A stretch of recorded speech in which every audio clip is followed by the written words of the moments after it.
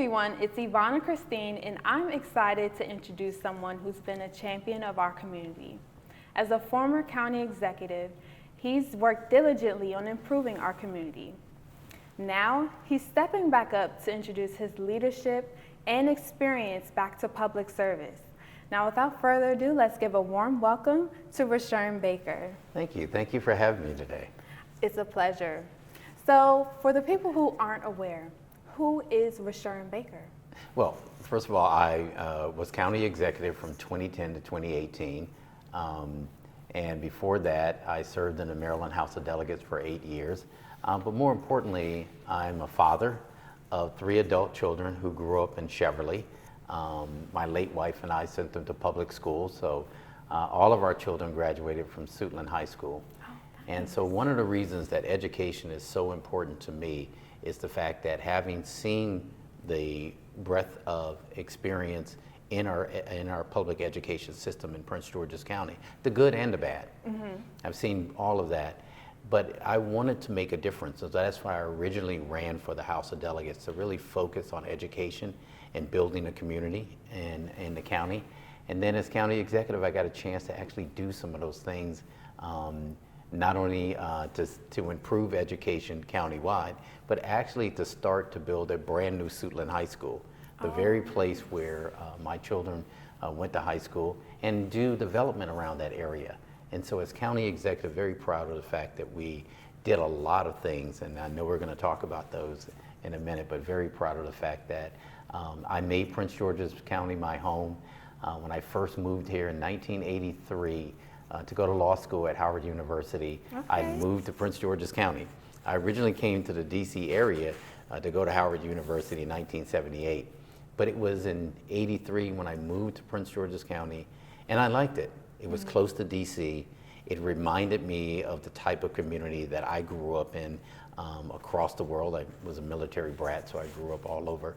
But it reminded me of that, and I said, if I stay in this area, this is where I want to call my home. And lucky enough, my wife and I, late wife and I, made this our home. So we're vested in Prince George's County. We care about it deeply. I love that. I am a Prince George's County resident as well, and Suitland High School alumni. Oh, go Rams. So I'd love to hear more about what mentorship means to you and how you plan to mentor people that may be coming after you. You know, mentorship to me is really important. I was mentored myself, you know, when I first won my office in the county, in the House of Delegates. I was mentored by Wayne Curry, who was the first African-American county executive. You know, so it was very important to have his support as I was going through my political journey. And then when I became county executive in 2010, to have that support that the late Wayne Curry gave me as county executive. And so for me, I tried to do the same thing. Even when I first got into office, I looked at who would be a good person to come after me. And I was lucky enough to have a state's attorney like Angela Alsobrooks, who I'd helped run for state's attorney. But I thought that would be the perfect person to come in and do a good job after I left. And so mentoring her was one of the things that, and helping her was one of the things that I did. But the other areas that, as county executive, I found were really important were the people who were actually doing the services around the county, like our police chief, our fire chief, our directors. And so when I hired the first police chief in my administration, Mark McGall, the first thing we did was put together men and women, a diverse background of men and women in the police department who could be Prince George's police, who came up through the ranks and could be the chief. And so the chief, right after Mark McGall, was a native Prince Georgian. Same thing with the fire department, making sure that we had folks who are ready to step in there. And then our schools. You know, I picked a superintendent who was a native Prince Georgian, Kevin Maxwell, and he mentored another native Prince Georgians to take over, Monica Gosa, to take over for him. So mentorship and setting that up so that we have continuous success is very important to me. Well, that's good to hear. We like to keep kind of the home at home, yes, where we, you look to people, you help them in their tenure or whatever position that they have, And it's nice to have someone that is welcoming enough to put you in that position so that you can grow to be in that same position, potentially county executive. Exactly. So I do want to ask, what does leadership look like to you? Leadership looks like to me, and this is something that for the last 6 years, since I left the county executive office, I've been working with county executives and mayors from around the country on how to be executives. And that's a very different position than being a legislator or state's attorney or the business sector. When you're the man or woman who sits in there and makes the decision for the entire city or county, that's a different prospect. And I had to learn that. And so being a leader in Prince George's County, which is one of the largest counties in the nation, we have 1 million plus people that live here, means that you lead on every issue. So it's not just focusing on crime or law enforcement. It's focusing on healthcare, economic development, transportation, all of these things. You're the person that sets the vision for what the county is going to look like. Yeah. And so that was something that was really important to me while I was county executive during that time, and as a candidate for county executive, what Prince George's County is going to look like 10 years from now, and how do we set that in motion? Yes, so I know that there's been a concern of trash pickup for the individuals in the neighborhood. How do you plan to execute that in your leadership? So one of the things that I did when I was county executive was we had this system in Prince George's County where we collected trash 2 days a week. No other jurisdiction our size or even smaller was doing that. And the reason, for a couple of reasons, they weren't doing it. One, environmentally. Yeah. We knew that global warming is real, no matter what people say, it is real.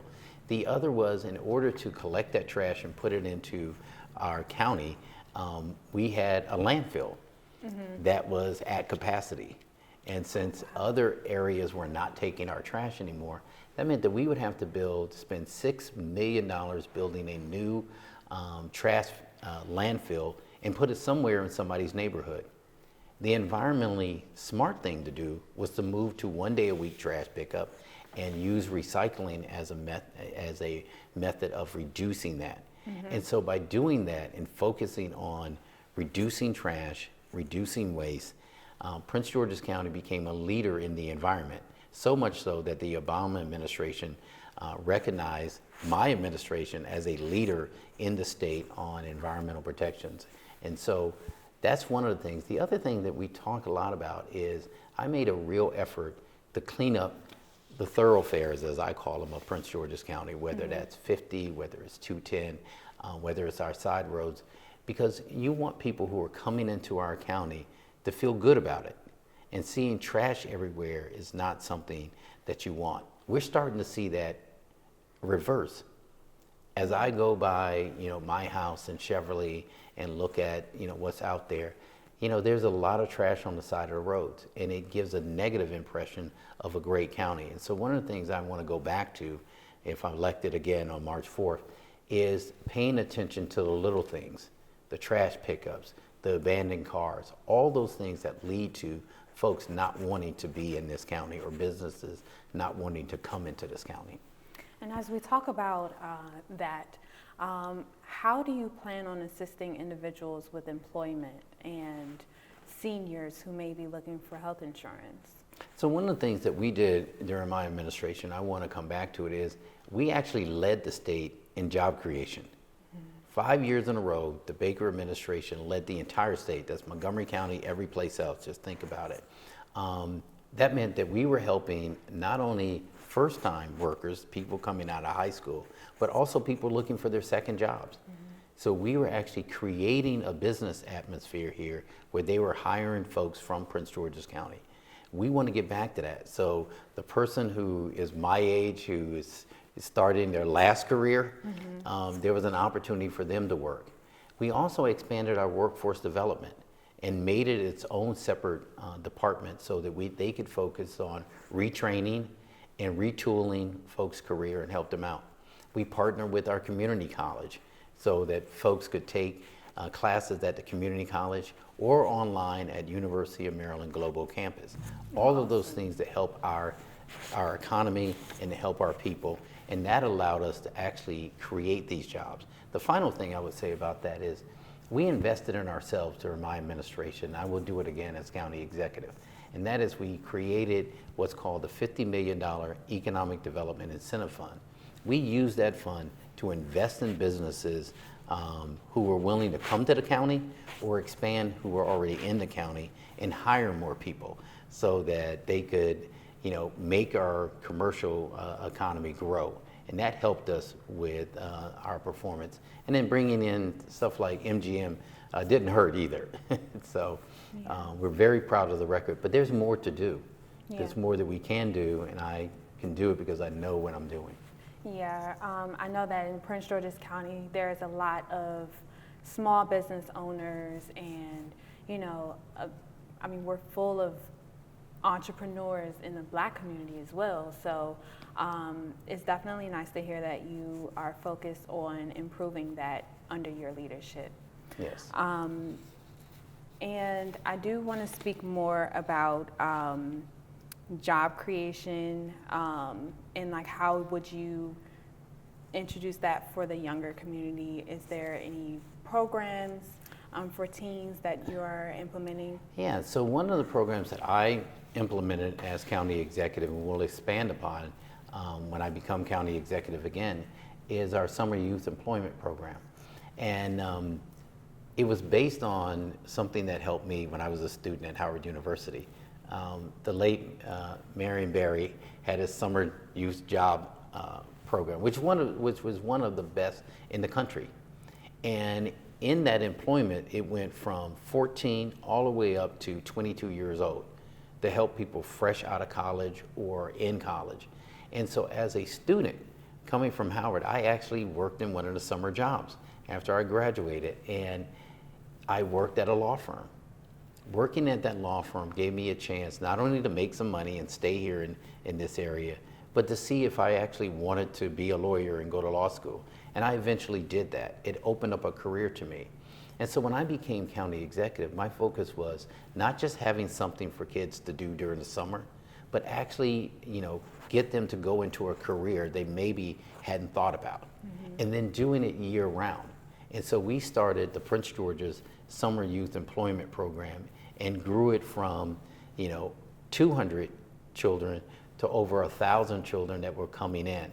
And we expanded the age so that we could actually not just get people who were in high school, but we could get those college students that were staying here or remaining in this area to actually start working in careers. Yeah. And we incentivize businesses to say, if you found somebody you really like and you hire them, we will help you keep them for the first year. So that way we're incentivizing the program so businesses not only take our students, but retain them. Yeah. So it's a win-win for all of us. It's beautiful that you touched on college students because I've seen a lot of people during that time period for myself that were trying to get into programs that weren't able to because the age limit wasn't appropriate for them. So it's beautiful to hear that, and I'm very excited to see that, God willing, that you win this election. Thank you. With crime being down in your last term, how do you plan to approach it in the future? Yeah, one of the things that spurred me to run for county executive again was the fact that I looked at the things that were going wrong in the county. You look at the fact that over the last 6 years, we've seen crime rise. Carjackings are up to an astronomical amount. Homicides are up, and robberies are up. And to me, that doesn't make any sense. For the 8 years I was county executive, we were on a trajectory and reduced crime in all of those areas. In fact, at one point during my administration, our homicide rates in Prince George's County was under 67. And for a county of 1 million plus people, that's a great, now 67 homicides is 67 too many, but seeing the reduction. So what I would do is go back to the programs that worked when I was in office. And that is, we had this thing called our Transforming Neighborhoods Initiative, where we focus on areas where indicators were all going in the wrong direction, whether it was homicides, robberies, carjackings. truancy in schools, lack of job opportunities, lack of transportation, lack of health care. All of those things were contributing to us seeing everything spike out of control. But by instituting that Transforming Neighborhoods initiative, where we brought the whole of government at the local level, we focused on 6 areas throughout the county. We didn't just look at crime.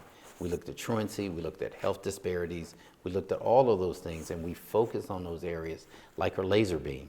And we put people in charge of each one of those. So those areas got special care. If businesses wanted to come to the county, we directed them to those areas. Once again, one of my favorite areas is Suitland, where we invested to redevelop Suitland to an arts district. But that helped us reduce crime and at the same time reduce arrests. Now, we did something that I've seen fall down over the last 6 years, and that is we made sure we maintain a level of police officers that met the needs of our county. This is a large county. It's 500 square miles. It's 1 million plus people. So you need to make sure that we have the police presence, that we have the fire presence, that we have sheriff's presence to maintain quality of life here. Right now, we're down 400 police officers in this county, down 200 fire and EMS. In a county of our size, we can't deal with the quality of life having those numbers the way they are. Yeah. So as county executive, I will make sure in my budget that we maintain and increase the number of police officers, firefighters, state's attorneys, and correction officers in this county. Oh, that's wonderful to hear. So as we look forward to the future of Prince George's County, what is a message that you want your voters to know? Well, experience matters. The main thing about this election, this is a special election. You're finishing out the term of the previous county executive, who's now a U.S. Senator. That means it's 18 months. That means the person that's elected on March 4th has to be county executive. We don't have time for a learning curve. You don't have 4 to 6 months to learn how to be county executive. You need to make decisions immediately. Yeah. And so for me, that's the experience that I bring to the job. I know how to deal with a budget deficit. I know how to deal with a budget deficit at the state level. And I especially know how to deal with the federal administration that's hostile to those of us in the Washington region. I've done it before. My last 2 years as county executive, I had to deal with President Trump. But we were still able to get things done. If you look at what we were able to do, build a brand new hospital in Prince George's County, build the Purple Line so we can expand transportation and create jobs. I know how to do it. So experience is the most important thing that we need right now. That's wonderful. So how can someone support you in your campaign? Well, we would love for you to come out and support us. It's at rushernbaker.com. The election's March 4th, but ballots are in the mail right now. And so we want everyone to come and check out the record. Yes. I think if you compare what I've been able to do as county executive with the other candidates who all have records, who all are in office right now, compare us and make a decision. But come to rushernbaker.com. Awesome. Thank you so much for your time and taking the initiative to speak more about what you plan to do in the future.